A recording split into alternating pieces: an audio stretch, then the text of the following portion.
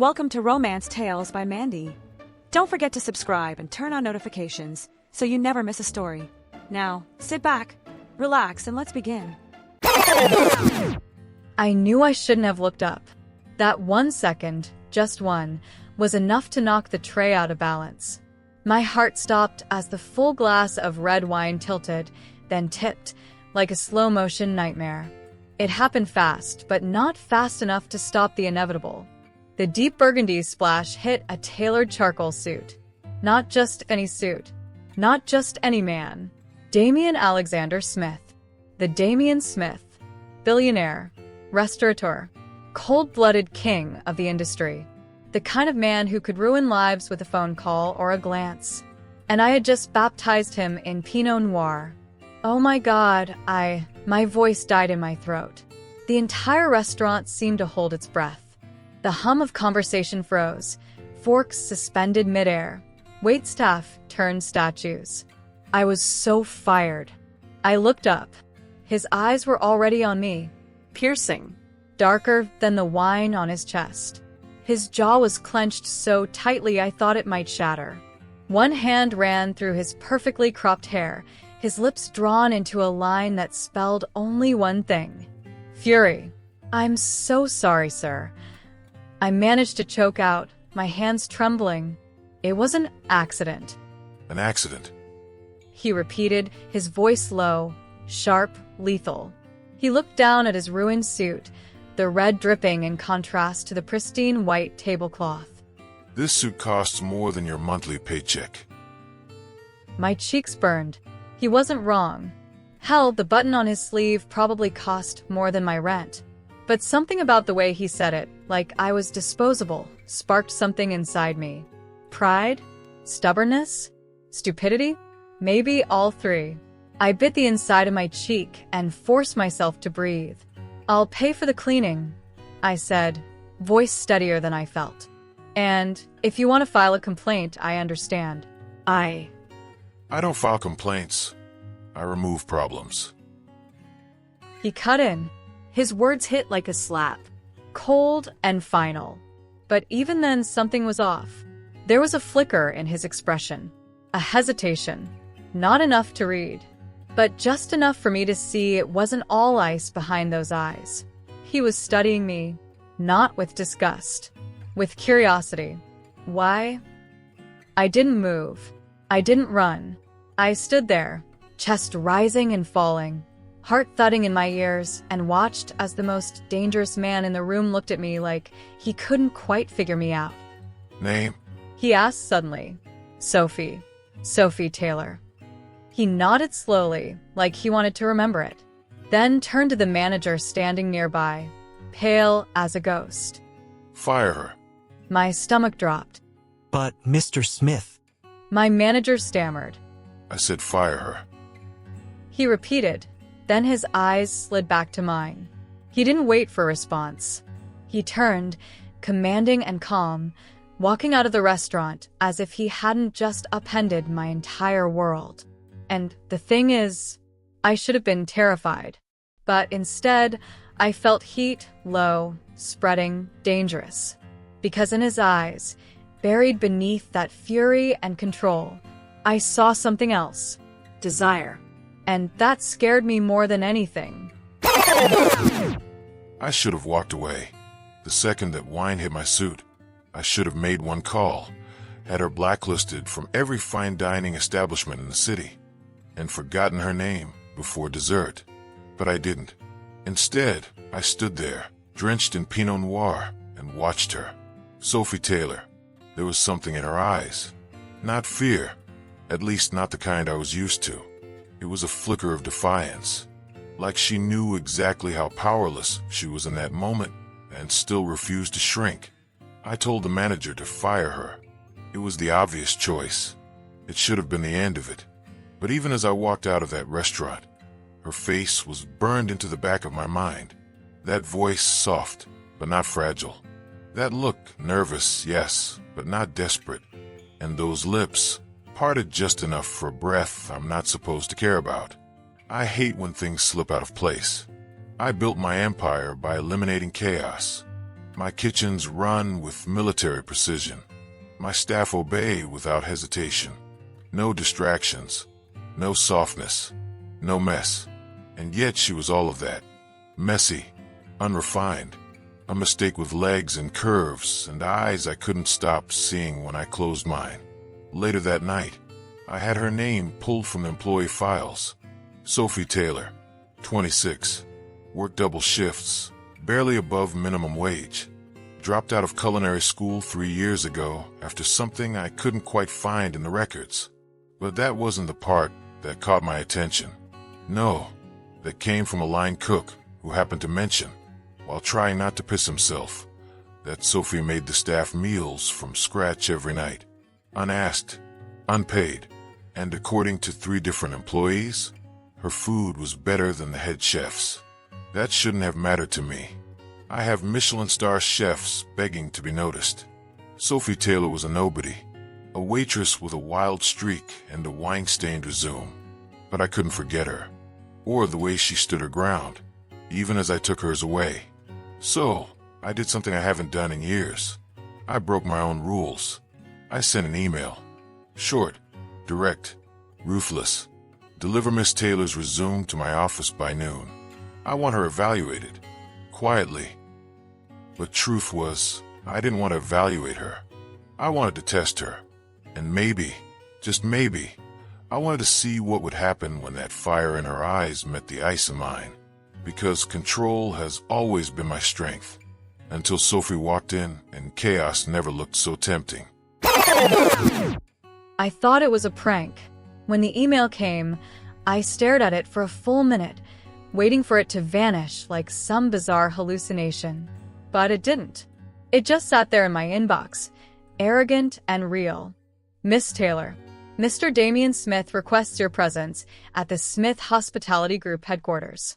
Tomorrow, 10 a.m. sharp. No context, no apology, just a summons like I was his to command.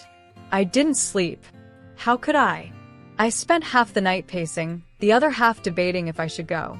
A part of me wanted to say screw it and ignore him. But the other part, the one with bills stacked like a game of Jenga and dreams I hadn't dared to say out loud in years, whispered, what if this is your chance? So I went, and walking into that sleek glass building felt like entering another universe.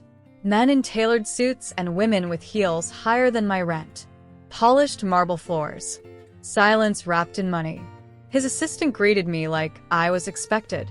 Led me through corridors that smelled of power and control. When the double doors to his office opened, I had to force my spine straight and remind myself to breathe. Damien was behind his desk. Of course. Casual perfection. Navy shirt rolled at the sleeves, collar open just enough to hint at something indecent beneath all that order. He didn't smile. He didn't stand. He just looked at me, slowly, deliberately, like he was peeling away everything I was trying to hide. Miss Taylor, I appreciate you coming. He said, that voice made of smoke and steel. I sat, carefully. I wasn't sure I had a choice. That made his mouth twitch, almost a smile. Almost. You're right. You didn't. My fingers curled around the strap of my bag. So why am I here? Another lecture? Or did you just want front row seats to my humiliation? He leaned forward, elbows on the desk. I want to make you a proposition. My breath caught, because the way he said it, it wasn't just business. I'm listening, I said, even though my heart was slamming against my ribs. I want you to cook for me. Exclusively. For 1 month. Breakfast, lunch, and dinner. My jaw actually dropped. Excuse me? You're wasted as a waitress. And I'm tired of uninspired chefs who care more about foam than flavor. You want me to cook in one of your restaurants? He shook his head. In my house. Silence. Dead, echoing silence. His house? He wanted me in his home? Are you insane? I whispered. His lips curled. Probably. I should have said no. Everything in me screamed it. It was reckless, inappropriate, dangerous. But then he added, You will be paid triple your salary. And if you impress me, I'll sponsor anything you want.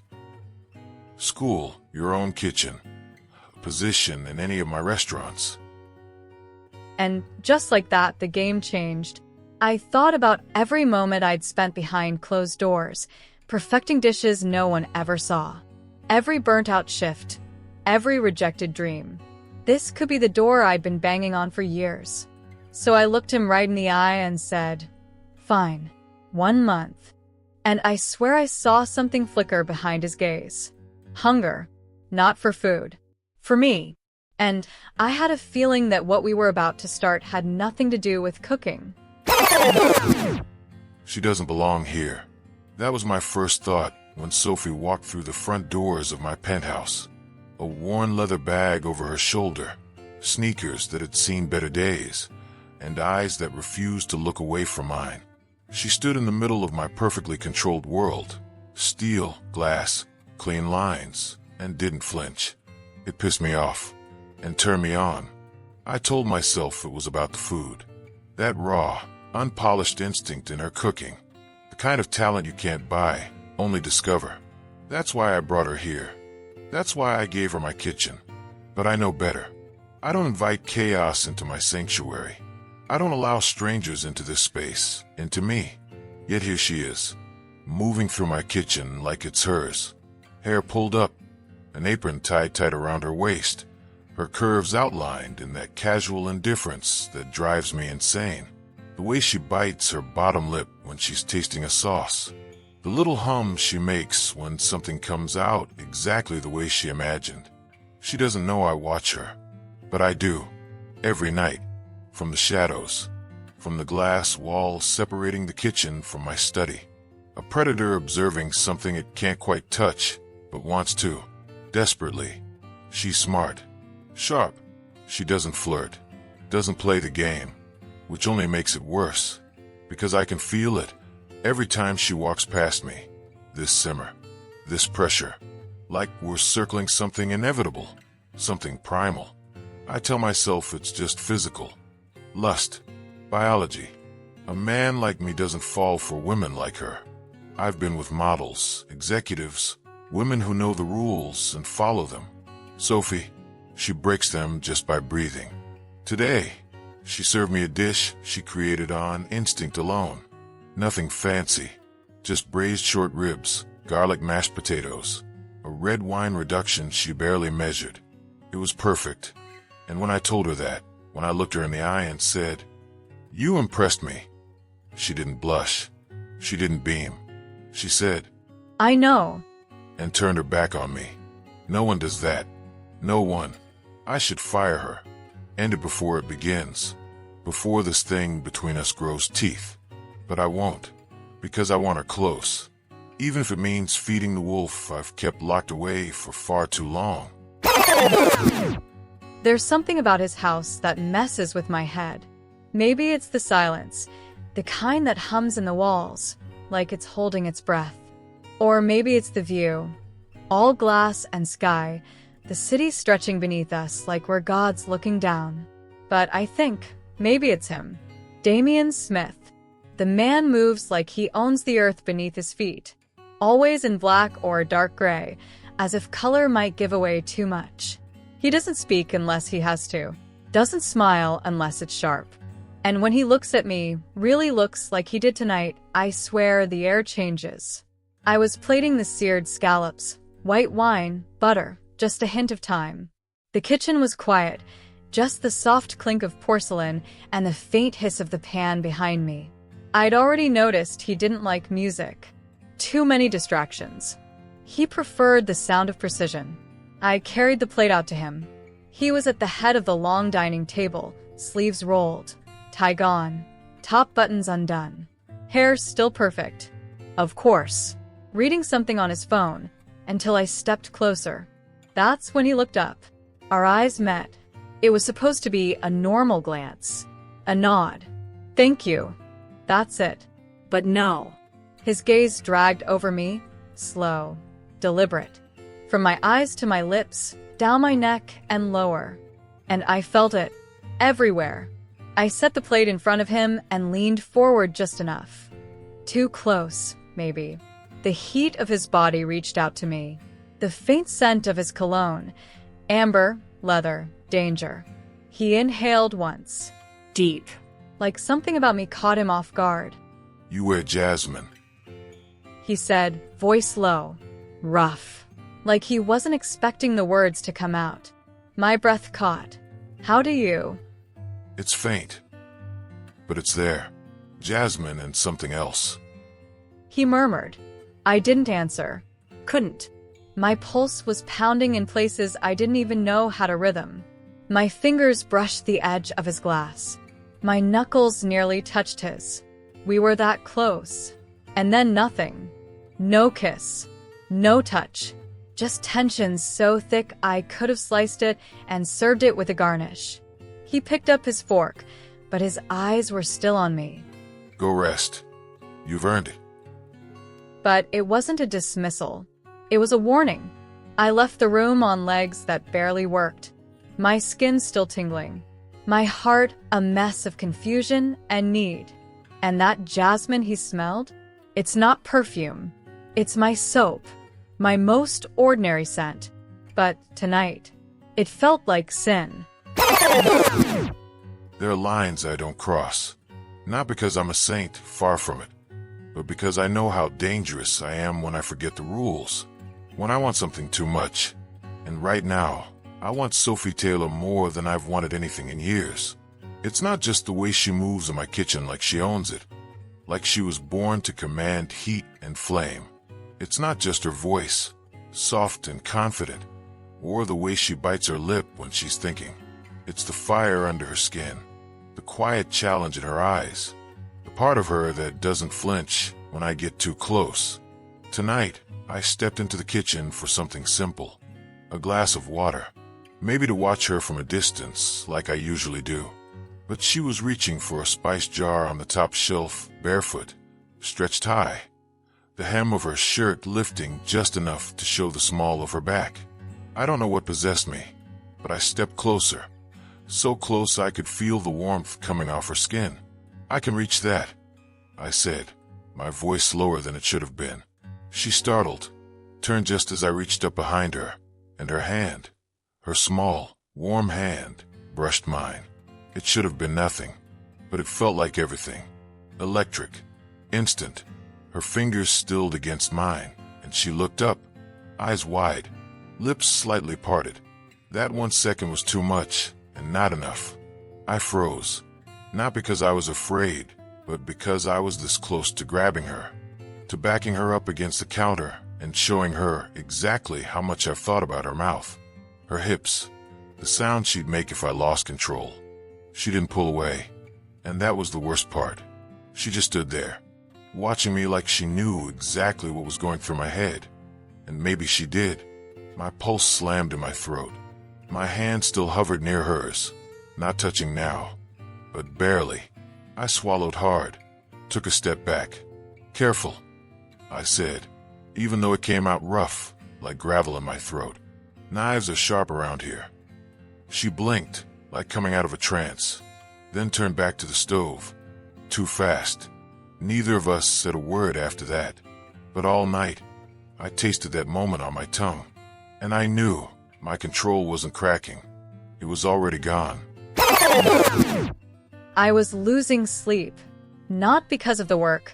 Cooking for Damien is demanding, sure, but I've handled worse in busier kitchens. No, what kept me awake was the way he looks at me.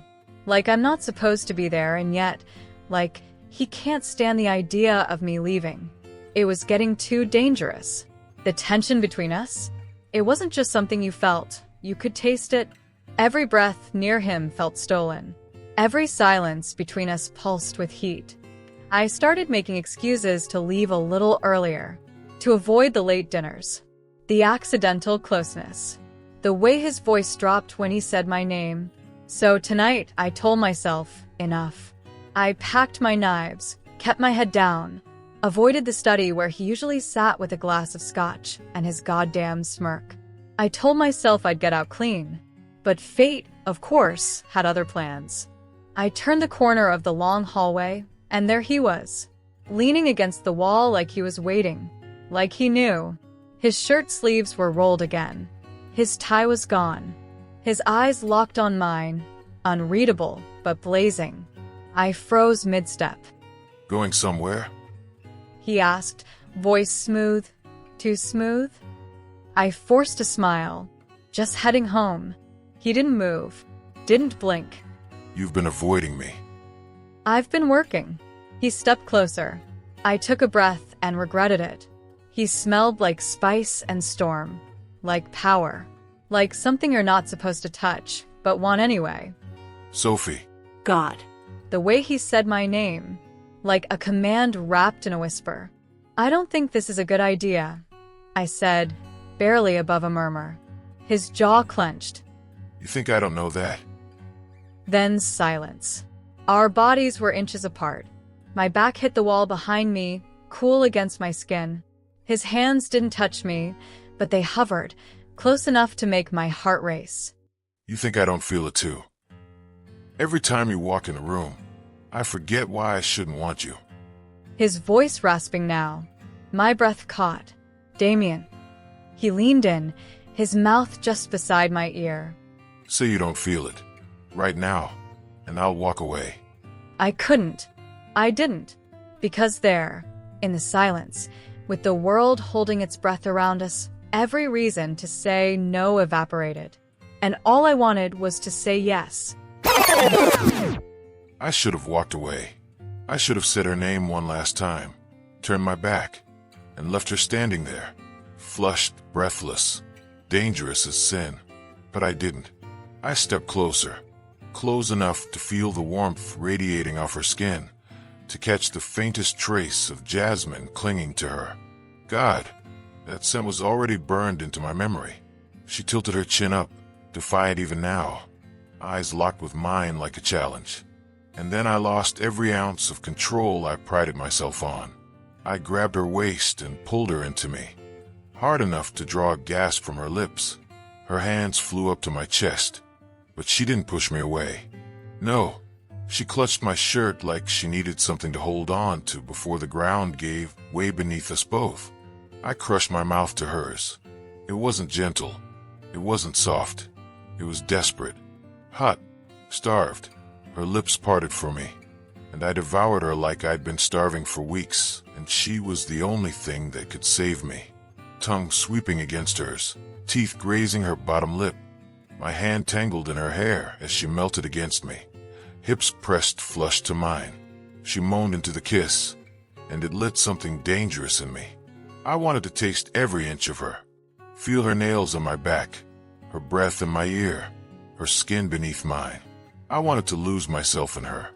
But that was exactly the problem, because just as quickly as I took her, I tore myself away. She blinked, dazed, lips red and kiss-bitten, her chest rising and falling in ragged breaths. Damien? No, the word came out rough, torn from my throat. I stepped back. 1, 2 paces, like I needed distance to breathe. That was a mistake. Her eyes darkened. You didn't kiss me like it was. Damn her for being right. Damn me for proving her right. We can't, I muttered, more to myself than her. You work for me. It crosses a line I don't cross. She looked at me like she wanted to slap me, or kiss me again. And for a second, I almost let her. But I didn't.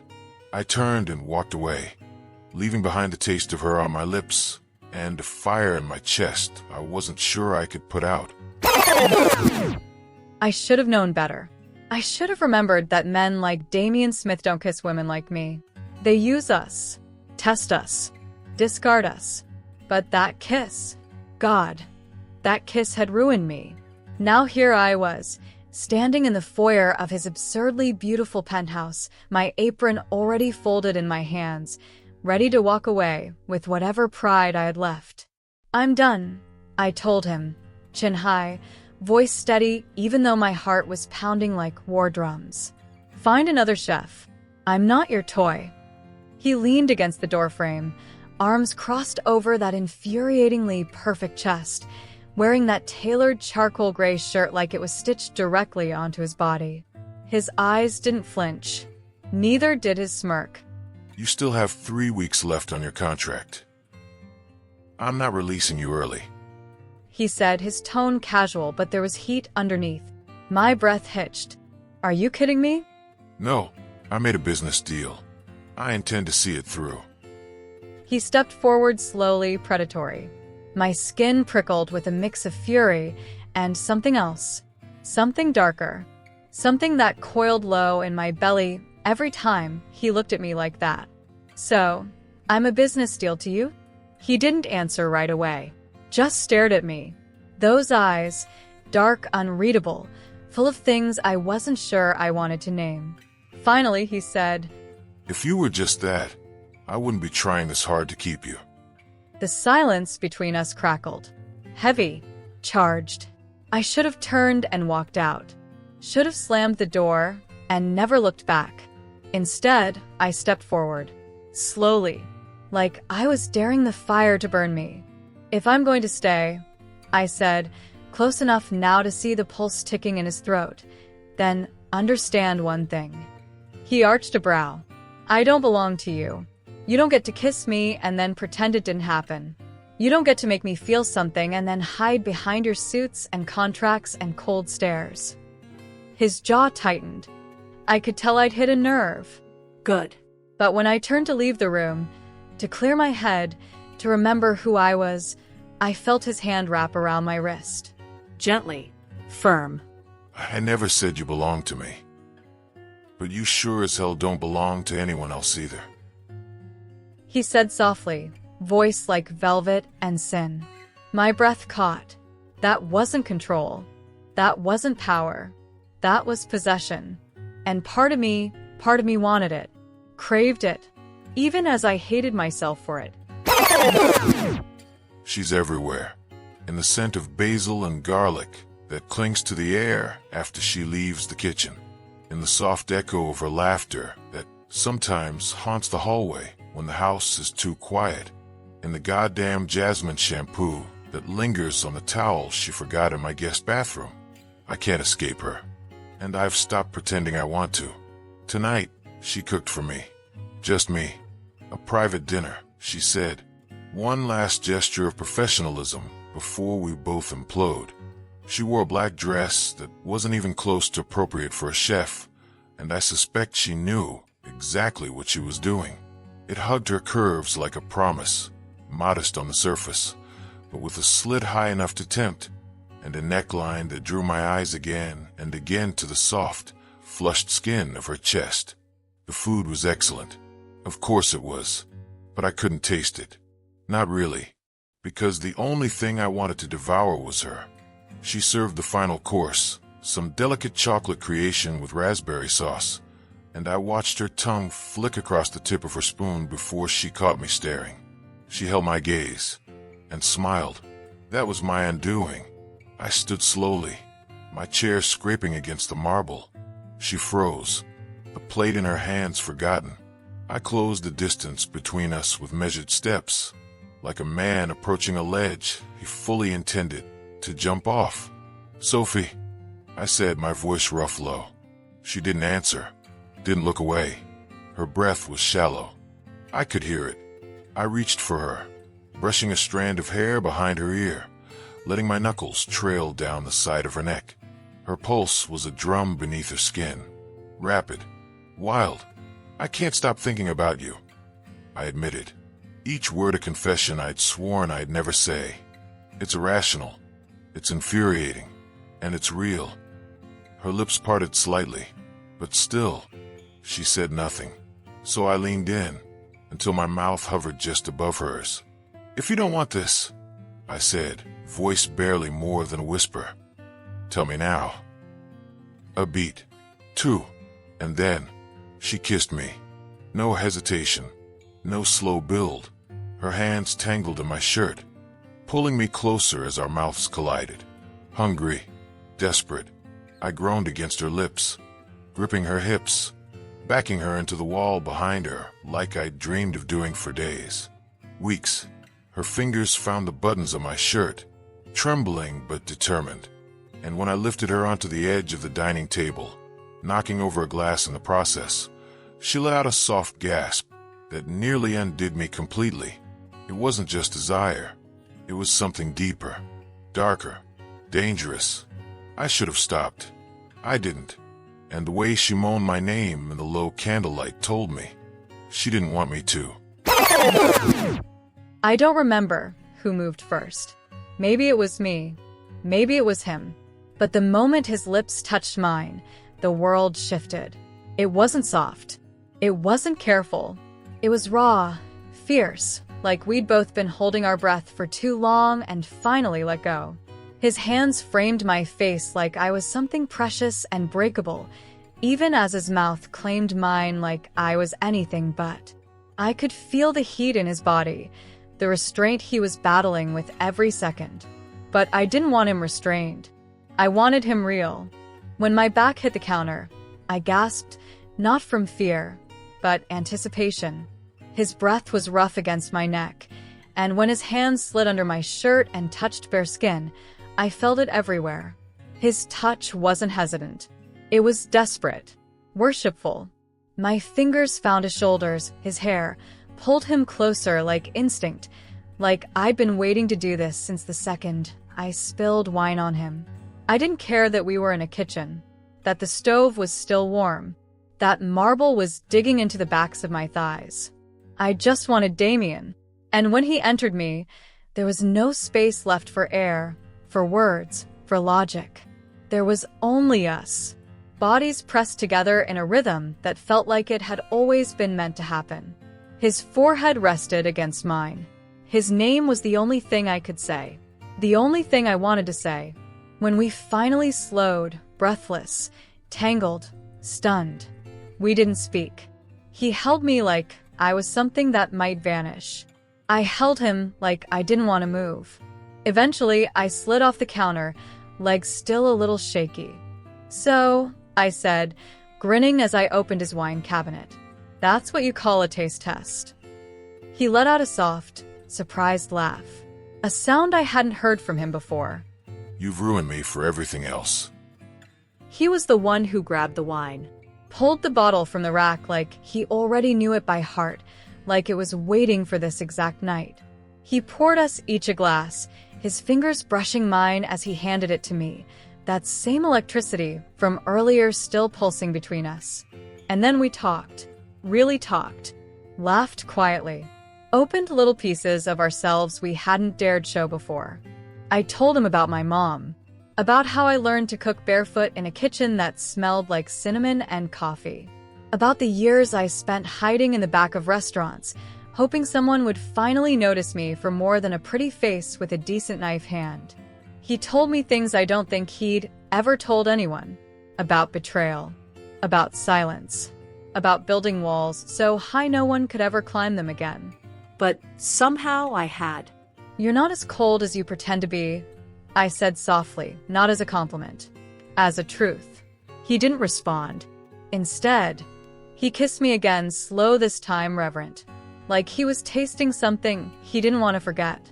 This time, he stood, lifted me into his arms, carried me through the quiet halls of his penthouse like I was something fragile and essential, like the space between the kitchen and his bedroom was a path only he could walk with me. And when we made love again, in his bed, under soft sheets that smelled like him, it wasn't just heat. It wasn't just hunger. It was different than the first time, slower, deeper, like we weren't just giving into desire anymore. Like we were discovering something neither of us had dared name out loud. It was everything we hadn't said yet, and everything we were afraid to admit we already felt. The morning light crept in too gently. It painted her bare shoulder with gold. Soft, warm, innocent. Sophie lay beside me, her body tangled in my sheets like she belonged there, like she had always belonged there. And that terrified me. I didn't move, didn't breathe for a moment. I just stared at her, the way her hair fell across her face, the way her lips were still slightly parted, swollen from everything we'd done the night before. She looked peaceful, trusting, and all I could think was, what the hell have I done? My chest tightened. This wasn't just sex. It hadn't been, not for a long time, though I tried to pretend it was. I told myself she was just a distraction, a thrill, a challenge I could control. But lying there, with the scent of jasmine and sweat still clinging to my skin, I knew the truth. I felt something for her, something dangerous, and I couldn't afford that. Not again. So I got out of bed without touching her. No kiss, no words. I stood under the coldest water the shower could offer, trying to drown the heat she'd left behind.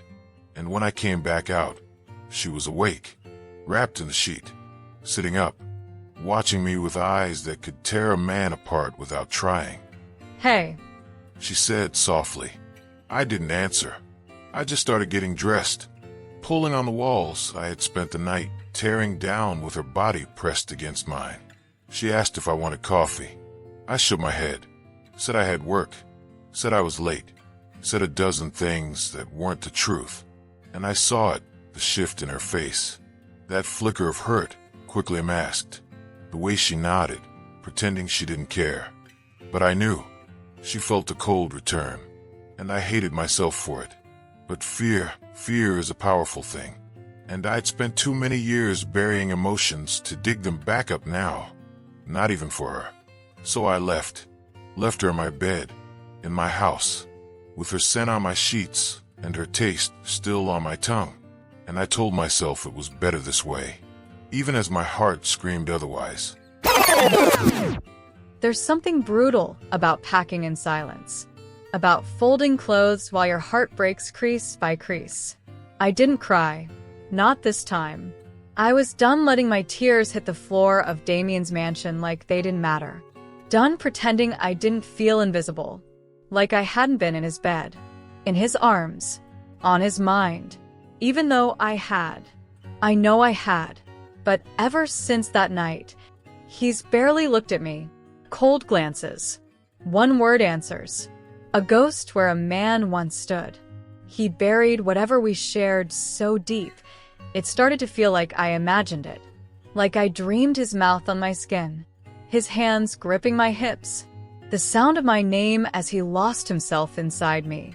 But I didn't imagine any of it, and maybe that's what hurts the most. He let me feel everything, then gave me nothing. So I packed. No drama, no storming down the halls, no screaming. I wrote a note instead. Just a few lines. Enough to say I was leaving before the contract ended, that I wouldn't wait around, hoping he'd thaw out and maybe decide I was worth holding on to. I folded the note in half, left it on the kitchen counter, the same marble he once kissed me against like he couldn't breathe without me. God, I stood there a moment, staring at it. My hands were shaking. The place was too quiet, Too still. like even the walls knew this was a goodbye. I slipped out before sunrise. Didn't even look back at the door. I didn't want to see it close behind me, because what if he didn't open it again? What I couldn't know, was that somewhere behind those locked doors, behind that cold shell of his, something was cracking. But by the time he realized it, I'd be gone.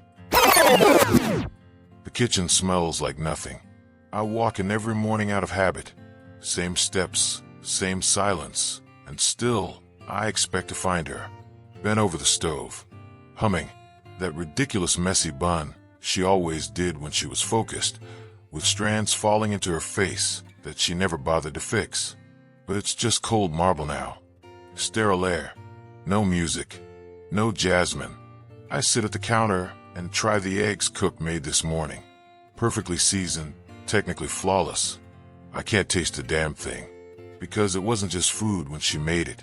It was warmth, soul, chaos sometimes, passion always.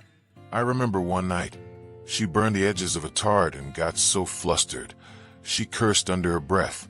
I laughed, not the polite CO kind of laugh either, a real one, deep, from somewhere I hadn't touched in years.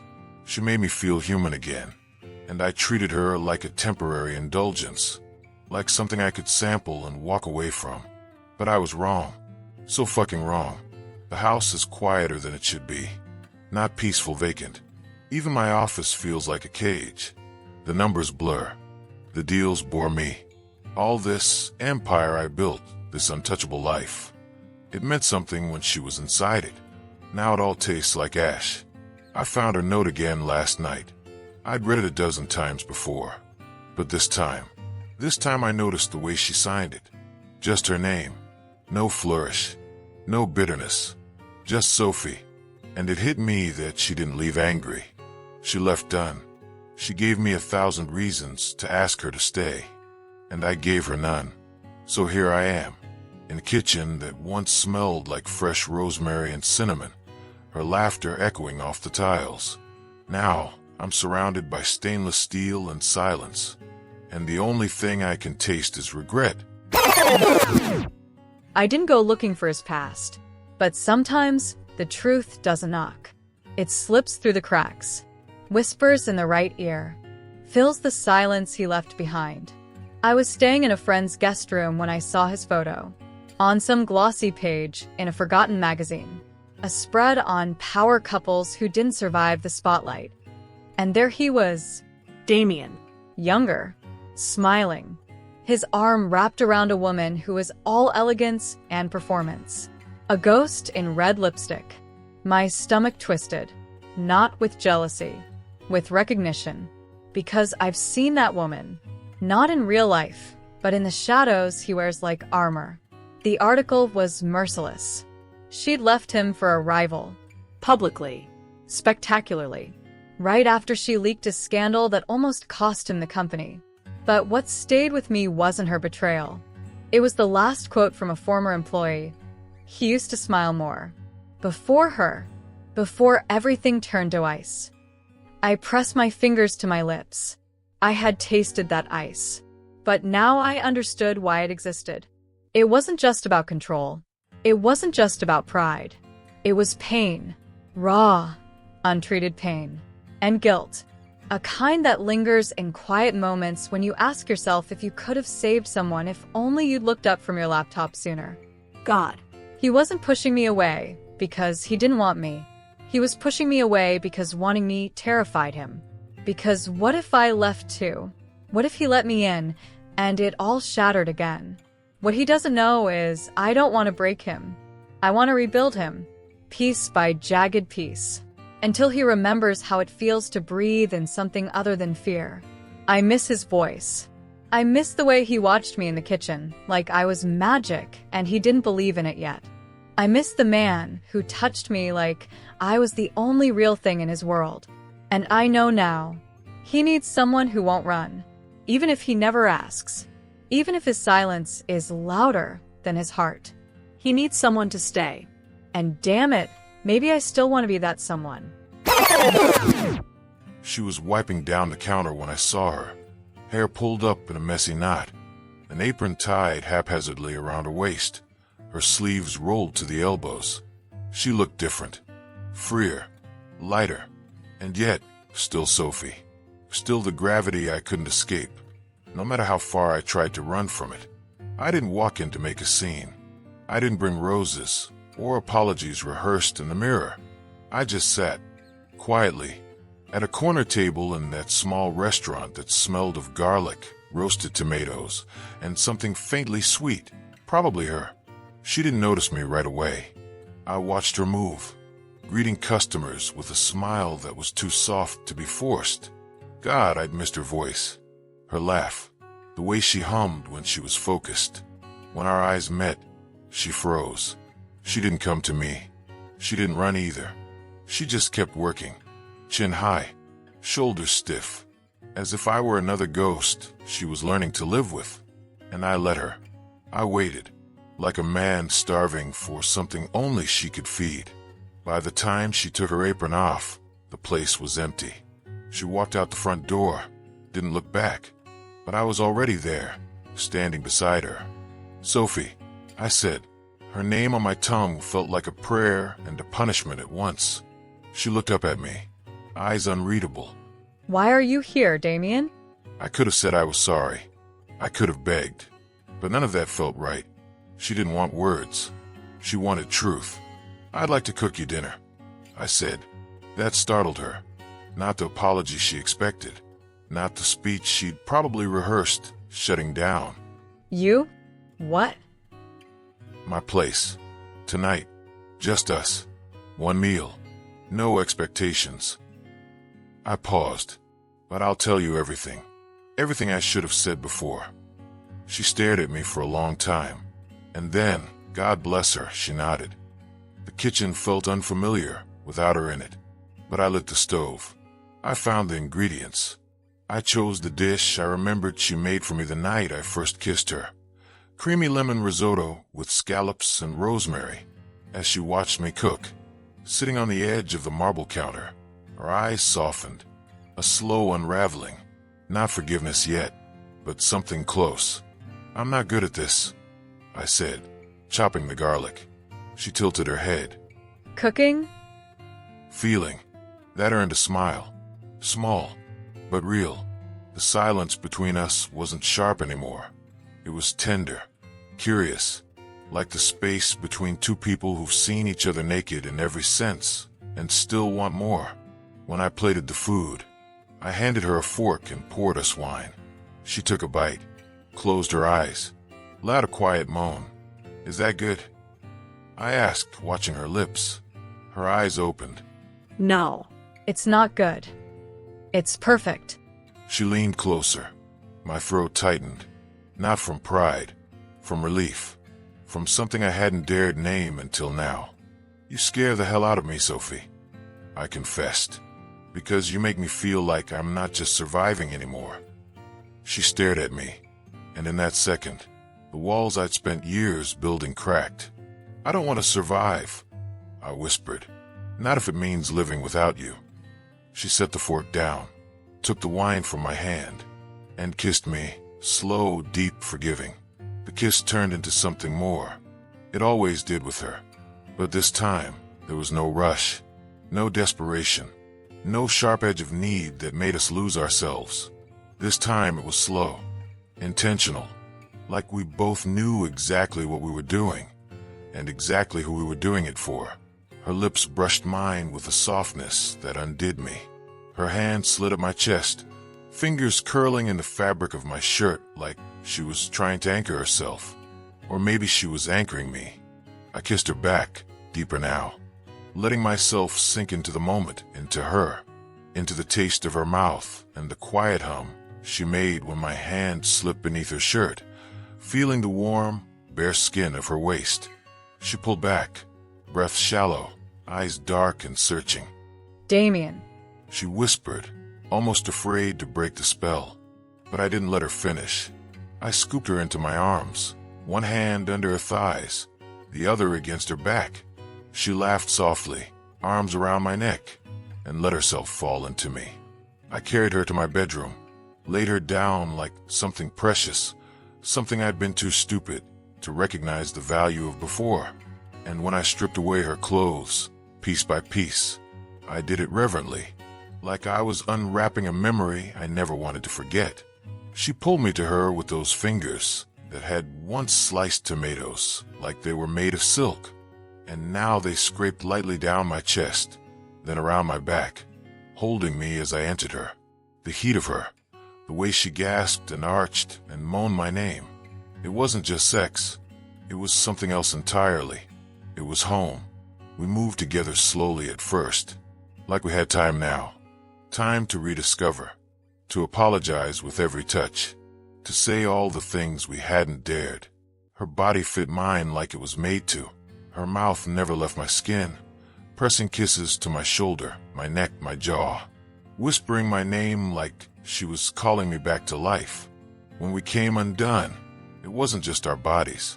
It was everything that had ever been locked up inside us, shattering. And when we lay tangled in the sheets afterward, sweat cooling, heart still racing, she looked at me with those eyes that always saw too much. You're afraid, she said softly. I nodded. I am, I admitted. I lost someone once, and I was never there. Too busy building this empire. I thought if I could just keep working, keep controlling everything, I'd never feel that kind of pain again. Sophie reached up, brushing her fingers through my hair. I don't want to be another person you lose, Damien. But I'm not asking you to stop being afraid. I want to be the person you stop running from because of it. She paused, her voice trembling just enough to wreck me. Let me be the reason you take the risk. I pulled her into my arms, burying my face in her neck, breathing her in like she was the first clean air I'd tasted in years. I don't deserve you, I murmured. She pulled back just enough to meet my eyes. Then earn me. Every day. Just like I'll keep choosing you. And that night, when we made love again, slow, deep, and unhurried, it wasn't about lust. It was about trust, forgiveness, surrender, and something terrifying and beautiful I was finally ready to name. There's something different about this morning. It's not loud or dramatic or full of the electricity that used to crackle between us like we were going to combust if we didn't touch. It's quiet. Warm.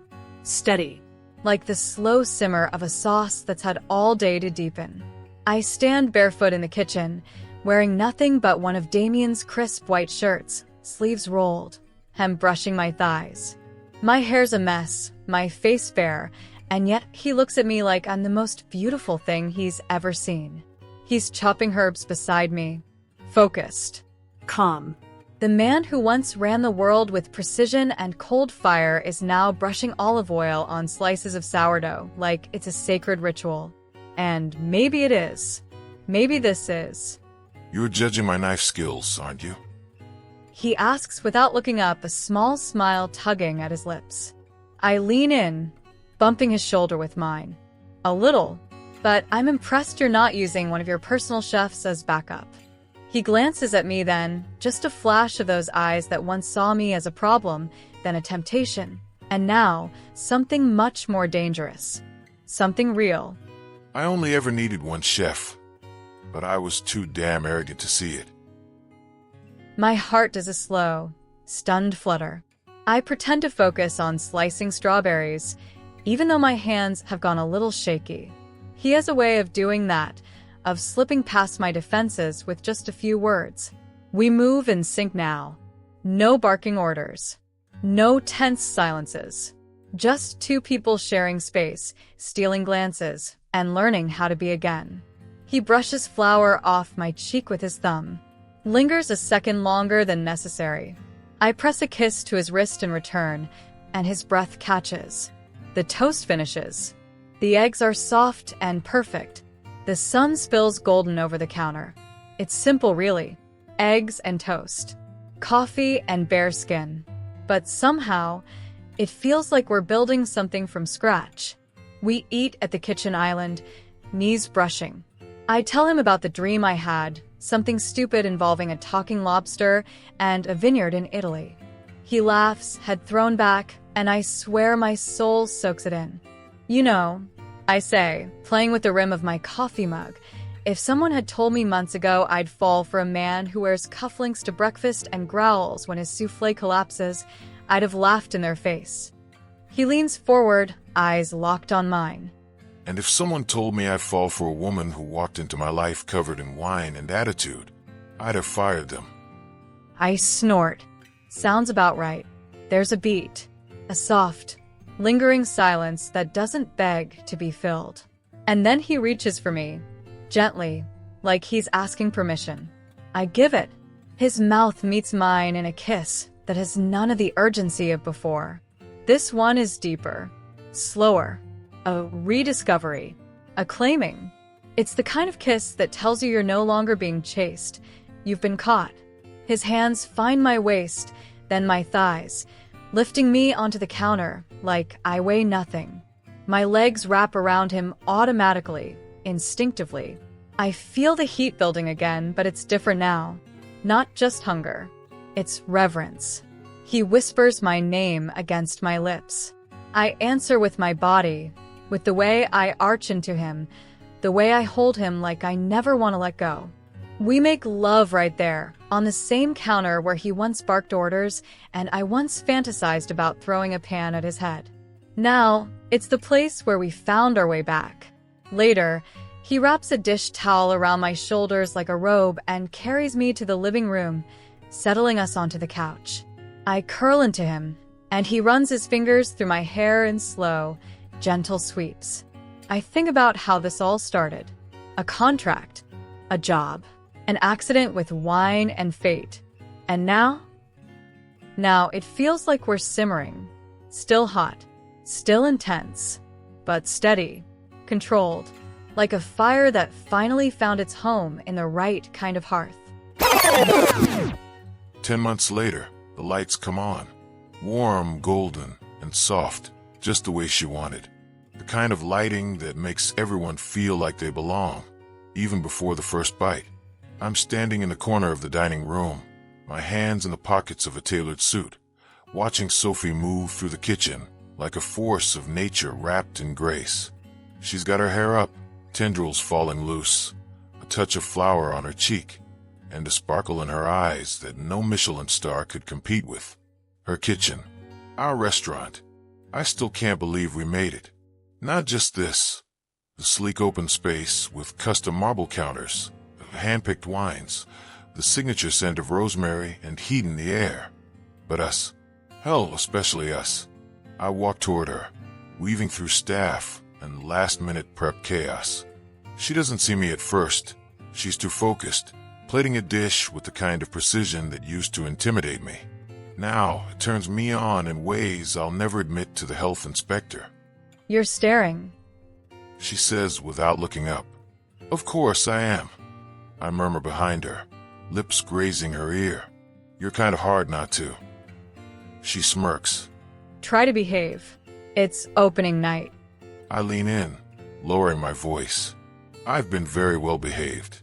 You're the one who slipped me your panties before the pre-service meeting. That was motivational strategy. You seem tense. She replies sweetly. I chuckle, pulling back just enough to watch her slip into full command mode. She's radiant, confident, alive in a way I don't think she ever was before we burned down every wall between us. A year ago, I didn't know what I was hungry for. I had everything a man could want: money, power, control, but no taste for life. Nothing satisfied. And then she stormed into my world in that crimson dress, dripping wine and fire, and ruined every single one of my rules. Now she's my home, my partner, the reason I believe in second chances. She calls service, and the first plate leaves the pass. Applause breaks out from the dining room. I see critics, influencers, old friends, new investors, but none of them matter the way she does.